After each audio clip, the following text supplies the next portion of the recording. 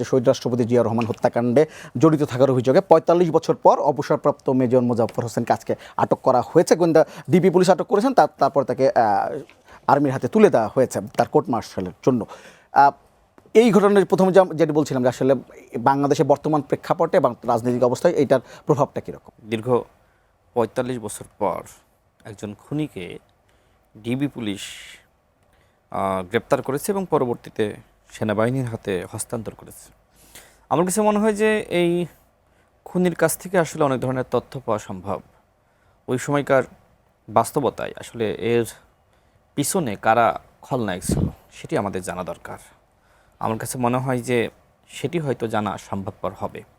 তবে মূল বিষয় হলো যে সেনাবাহিনীর অনেক ঘটনা আসলে আমরা জানতে পারি না।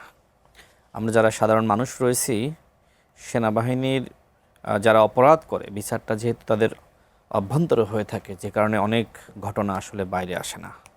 কিন্তু আপনাকে মাথায় রাখতে হবে, শহীদ প্রেসিডেন্ট জিয়াউর রহমান তিনি বাংলাদেশের প্রেসিডেন্ট ছিলেন, তিনি বাংলাদেশের একজন নায়ক ছিলেন, স্বাধীনতার ঘোষক ছিলেন।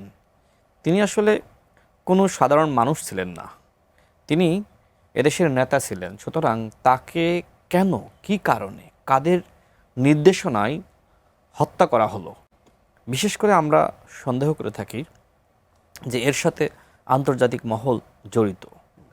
সেই সময়কার বাস্তবতায় যাদেরকে ফাঁসি দেওয়া হয়েছিল বা ওই সময় আমার কাছে মনে হয় যে সঠিক তথ্যপাত্র সেই সময় হয়তো পাওয়া যায়নি। বাট যেহেতু বাংলাদেশ অনেক দূর এগিয়েছে এবং বর্তমানে শহীদ প্রেসিডেন্ট জিয়াউর রহমানের সন্তান জনাব তারেক রহমান বাংলাদেশের মাননীয় প্রধানমন্ত্রী, সুতরাং জানা দরকার। অবশ্যই আমি মনে করি যে বের হবে। আমার নিজেরও, আমি যতটুকু অনেকের সাথে উঠা বসা করেছি, বিএনপির যারা শীর্ষ নেতৃবৃন্দ, যে শুধুমাত্র দেশীয় চক্রই আসলে এর সাথে জড়িত ছিল না, এর সাথে একটা আন্তর্জাতিক মহল জড়িত ছিল। আমি নাম বলতেছি না, মোটামুটি বাংলাদেশের মানুষ তাদের নামটা অনুমান করতে পারে। বিশেষ করে স্বাধীনতার পরে শেখ মুজিব হত্যাকাণ্ড এবং শহীদ প্রেসিডেন্ট জিয়াউর রহমান হত্যাকাণ্ড, আমার কাছে মনে হয় যে এই দুইটা ঘটনার পিছনে বহির্বিশ্বের হাত আছে। বাংলাদেশ যাতে কখনোই মাথা উঁচু করে না দাঁড়াতে পারে এবং অন্য দেশের উপরে নির্ভরশীল থাকে, এজন্য চক্রান্ত ছিল। সেই চক্রান্তের অংশ হিসেবেই তাদেরকে হত্যা করা হয়েছে।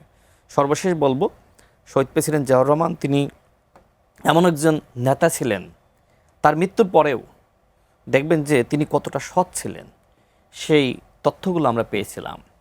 এবং একজন সৎ নেতা আমরা তাকে হারিয়েছি। আমার কাছে মনে হয় যে শহীদ প্রেসিডেন্ট জিয়াউর রহমান যদি বেঁচে থাকতেন, এই বাংলাদেশ হয়তো মালয়েশিয়ার মতন উন্নত হতে পারত, এই বাংলাদেশ হয়তো সিঙ্গাপুর হতে পারত। তার যে স্বপ্ন ছিল, দেখেন বাংলাদেশের যে সংস্কার, রাষ্ট্রের পরিবর্তন, পুনর্গঠন, সেটা শহীদ প্রেসিডেন্ট জিয়াউর রহমানের হাত ধরে।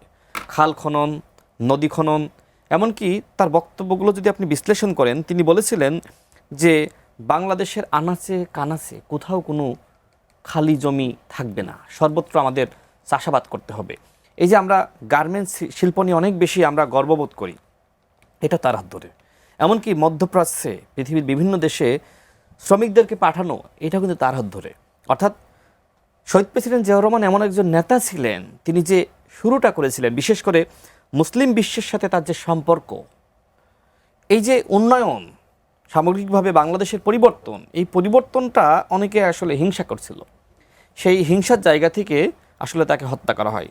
সবথেকে বড় কথা, তিনি একজন আধিপত্যবাদ এবং আগ্রাসন বিরোধী নেতা ছিলেন। তিনি সবসময় ভারতীয় আগ্রাসনের বিরুদ্ধে কথা বলেছেন, এটা একটা বড় ব্যাপার ছিল। সব মিলিয়ে যাকে অ্যারেস্ট করা হয়েছে, এটা আসলে তার কাছ থেকে ভালোভাবে জিজ্ঞাসাবাদ করা উচিত এবং সঠিক তথ্য জাতি জানার আশা করে।